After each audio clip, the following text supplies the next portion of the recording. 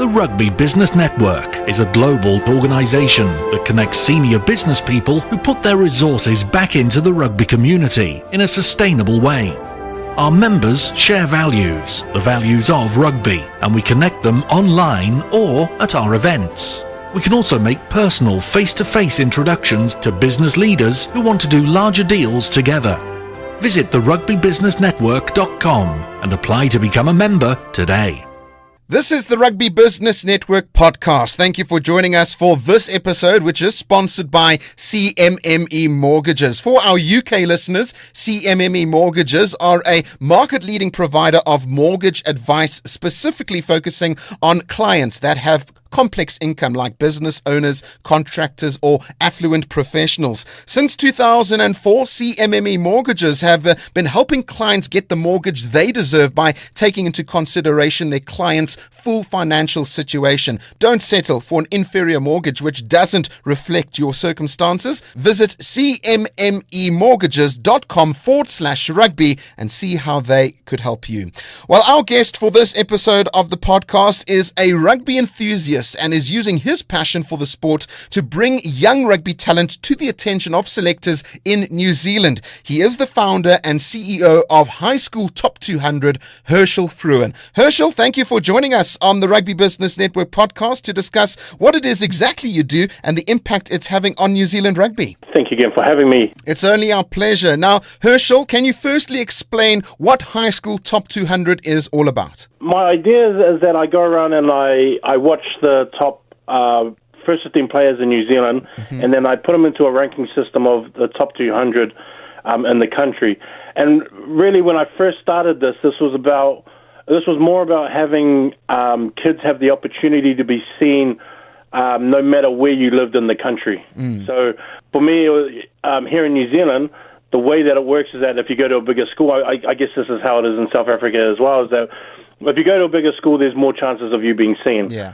The way that I did it and the way that I thought about it was that, well, if you're at a small school, you're going to miss out on the opportunities. So I thought, well, if I did it nationally and be able to give them some kind of limelight, then they wouldn't feel so bad about, nobody being able to see them and things like that. And so that's why Top 200 started up. Amazing. And where did the idea come from? I'm a person that watches a lot of sports, and I'm really into American sports as well. And so that's where the influence of it came from. Right. The other side of it was that I didn't understand, for us, our number one sport was rugby.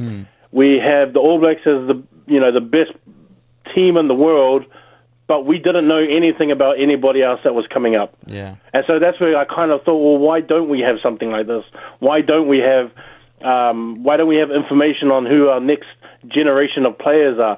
All you'll do is just see them on TV and they'll say, this is the new guy, and then everyone will be like, oh, okay, and not really know anything about him. Yeah. And so that's where I felt the disconnect was for New Zealand, is that we didn't put any time and effort into it, so I thought I'll do it myself. Yeah, well, it's great that you're doing it. But Herschel, how exactly do you go about getting all the information on the schools and the players? And could you explain the ranking system you use to formulate who makes it to number one, top 10, and so on? The way that it works and so how I get my information is that I go to games every single week. So, for instance, on Saturday I went to 4 games on Saturday just up in Auckland. Yeah. Auckland's always got the most people and they have the most competition, so I'm always going to go to at least 3 games.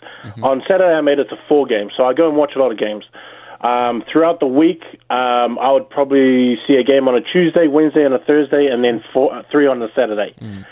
So from that, it's just me going out there and watching games. I also get schools sending me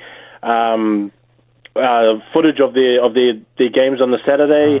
I get parents sending me stuff. I connect with coaches around the country. I connect with selectors and recruiters and agents, and so I get a whole bunch of information given to me. I also hold my own notes that I update all the time, and just stuff for me that I see about a kid and what he does well and what he doesn't do well and things like that. Okay. All of it is based on my opinion and what I see of a player and how I think that they rank up in the country and how they rank up position-wise and things like that. Yeah. The way that I usually explain it to people is that we were to say, all right, let's start picking a team based on who you think the best player in the world is. You would start with one, then I'll take whoever I think it is, then the next one is, and so that's how I kind of do it. All right. I do it in a team scenario, like who would I put at the top? So I look at it like that.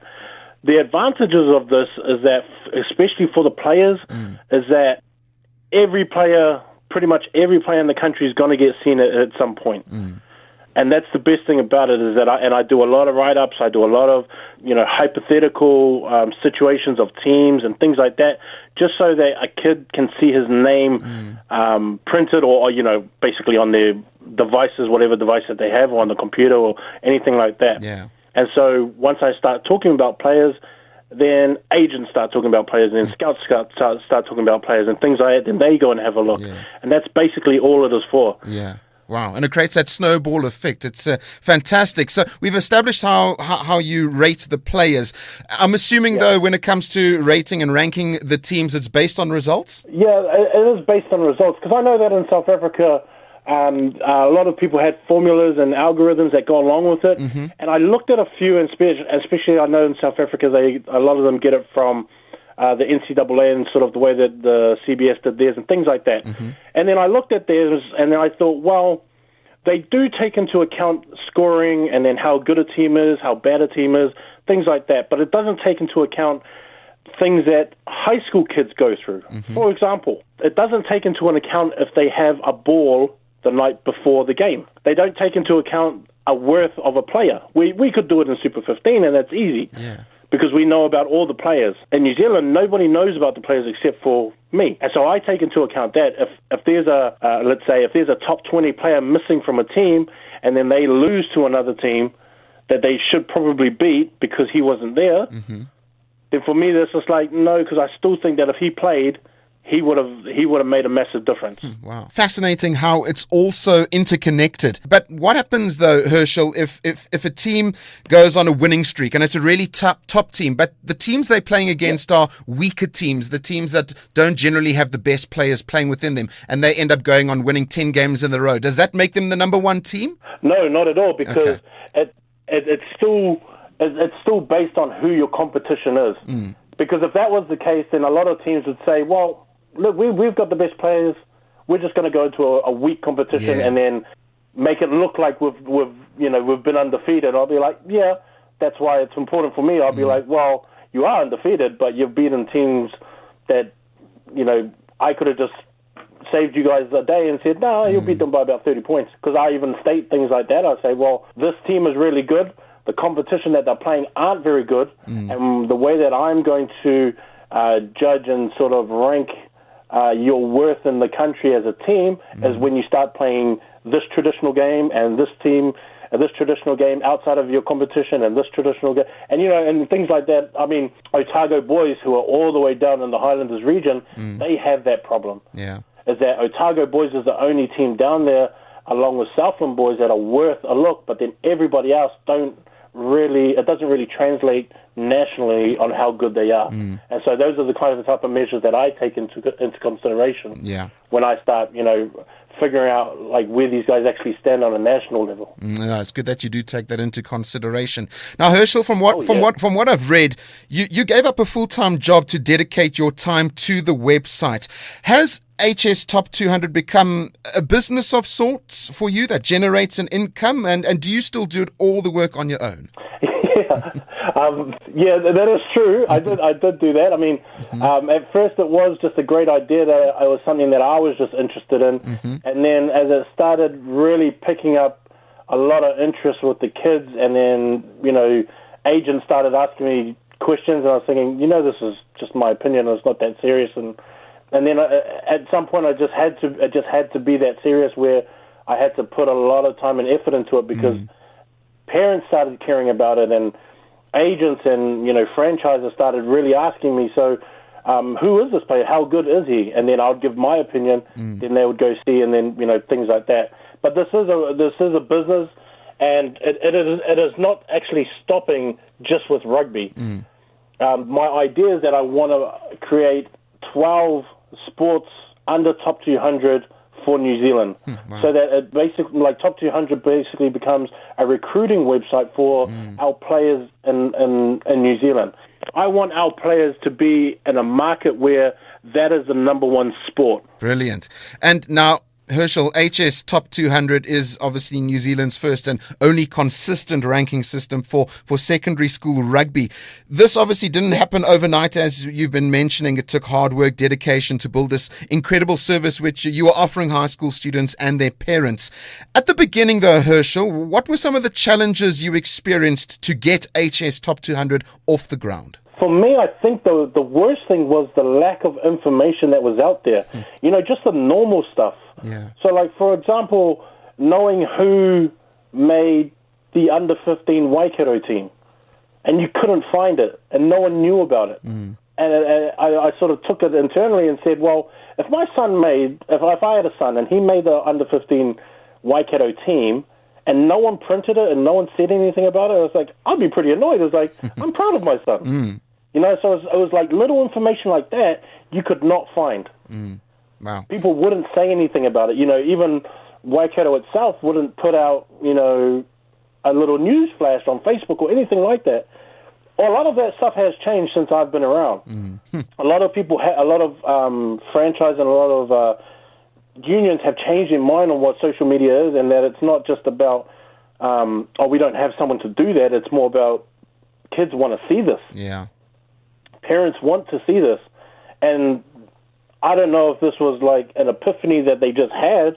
My thing was just like, of course people would want to see this. And so that's why I started doing it the way that I did it, was that I knew that people wanted to see this information. Yeah. And then no one could find it. I mean, even when I started to really look, I was thinking, where is this stuff? And why haven't you guys been doing it? Yeah. Well, you've come a long way since launching it around about, 2011, 2012. That's round about when HS Top 200 got started. Yeah. I'm interested to know, though, Herschel, if there are more than 200 schools you are monitoring in New Zealand, and why did you make 200 the cutoff mark? I felt 200 was a pretty good number. I think 100 when I started looking at every region, and so I kind of saw it like that, was that I knew that there were all these traditional teams, and I thought if I chose 20 schools that I knew that were traditionally always going to be strong, there's going to be 3 players from every single team that are probably nationally gifted and that would be nationally be ranked. And then when I took all those players, I was thinking, so what about everybody else? So it left really no other room for any small school kid that has just not been seen yet to make it onto the list. And so 200 seemed like a really good number that gave you enough names and enough talent to fit a lot of them, but also not too much that we were just bringing anybody in at the same time. Yeah. Well, Herschel, let's go back to the way you rate and rank players. It's a lot tougher than it is to just rate and rank a team. What are some of the key aspects that you take into consideration when ranking a player? Because you're not able to watch all 200 or so teams and all the kids that are playing in those matches every weekend and weekday. How do you make sure that the rating you're giving a player is as accurate and as fair as possible? When I first started it, that was like one of the hardest things that was trying to keep up with everybody, and that's why I started making notes and things like that. If you look on the website, there's a top 100 year 12s, which is 16 to 17-year-olds, and then there's a top 60 year 11s, which is 15 to 16-year-olds. Okay. Now, I started looking at it like that, where I thought I want to see them as a 15-year-old, and then I pretty much track him from 15 to 16 to 17 to 18. So I built up over 3 years a portfolio of this kid and how he has transitioned from every single year. So by the time he gets into his third year, into his last year, I already know a lot about this kid and how he is and how he plays. And that's only just benefited all these kids that are coming through now who have actually been through the high school top 203 in these 3 years. And that's helped a lot in me being able to track how good they are and how well they have done within their position. And I always look at the position role first. Like if you're a lock, I really want you to actually look like a lock for one, which is, you know, at least by the time you're 18, be 6'4" at least to 6'7", 6'8", or whatever you grow tall to.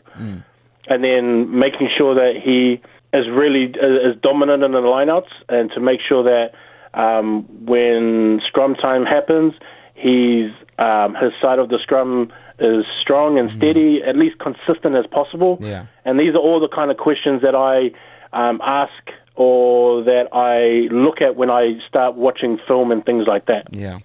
So you as you mentioned, you're tracking players over many years, but has there been an instance where perhaps a player, it doesn't happen often, but picks up the rugby ball at, say, age 16 and he's phenomenal by the age of 17?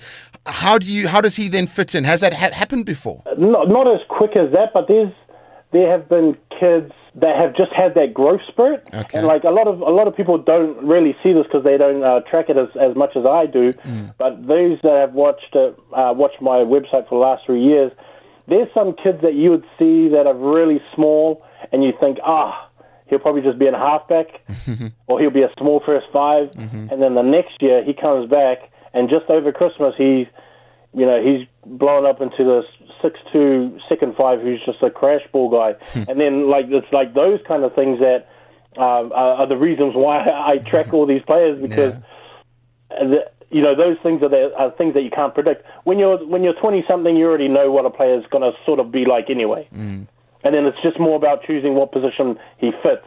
But when a kid who's year 11 comes back as a year 12, and he's grown this much over Christmas, then it really gets you thinking. And then that's something that coaches in high school don't get enough credit for, is being able to recognize a kid's growth and then how to really put them into a position that they will thrive in after they leave high school. Yeah. Now, Herschel, I'm sure our listeners are keen to know, as am I, has a player which has featured on the HS Top 200 ever gone on to play professional rugby and eventually for the All Blacks? Yeah. So the first one was Damian McKenzie, and he was part of my first list. Oh, wow. Damian McKenzie was the first one. The second one was Rico Ioane was the second one. The third one was Atu Moli, and then Akita Ioane, and then Jack Goodhue was the latest one.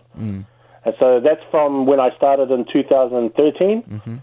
And so they're the ones that have sort of just first come through now. But in terms of Super 15 players, there's a lot of them now. Wow, that's fantastic. And has it yet attracted the attention and support from universities and, more importantly, New Zealand Rugby Union? New Zealand Rugby Union obviously know about it, and they know what I'm doing. In terms of support, not really, because New Zealand Rugby Union is sort of a different kind of organization to deal with. I mean, they've got their resources and they do things the way that they do it, and I do it the way that I do it. Yeah. But, I lead and direct my company with the kids in mind, not really what the corporate side of it is, in mind is, or else.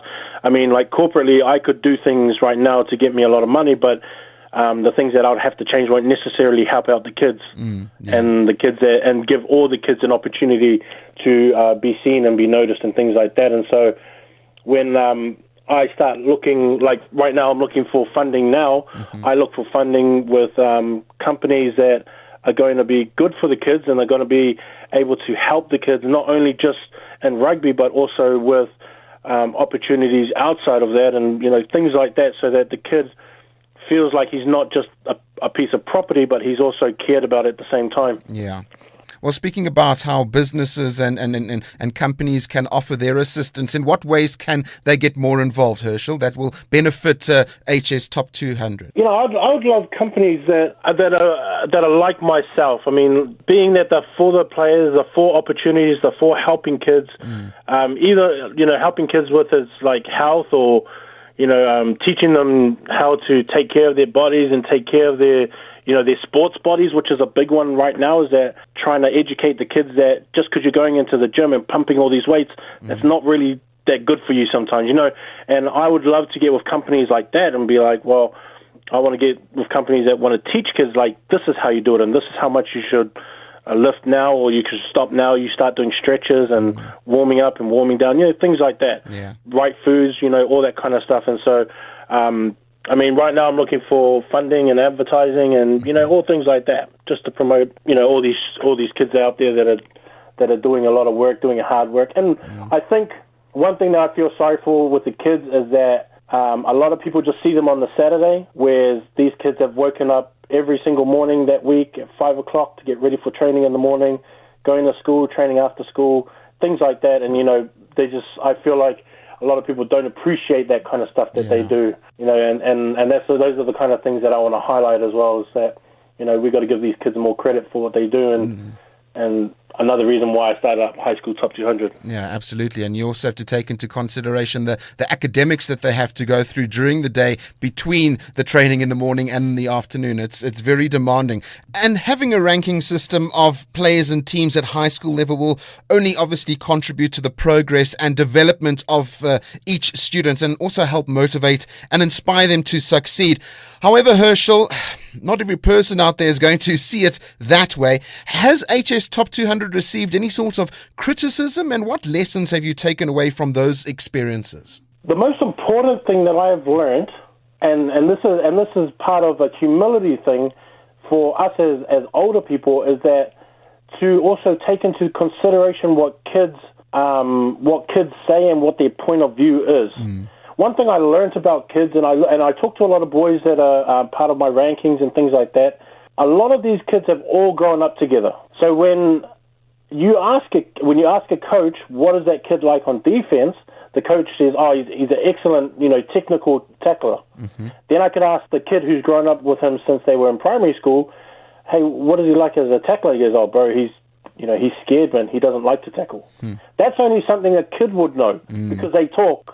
And they've been with them since they were 7, playing rugby all the way up to high school. And things like that is like, I have humbled myself to listen to what they have to say and the opinions that they have, because they do know stuff that us adults don't know, or that coaches don't know, or that, things that are going on. So I've always had an appreciation. I've grown to have an appreciation for these kids and their opinions, especially with just rugby as well. It's like, there's a lot of brainy kids out there. There's a lot of smart kids who have been watching rugby and watch it differently. There's some kids that can play it. There's some kids that know how to think rugby. And I think those kids that are thinking rugby may not look like a rugby player, but they would be great coaches, and there's a lot of them out there. Yeah, no, fantastic.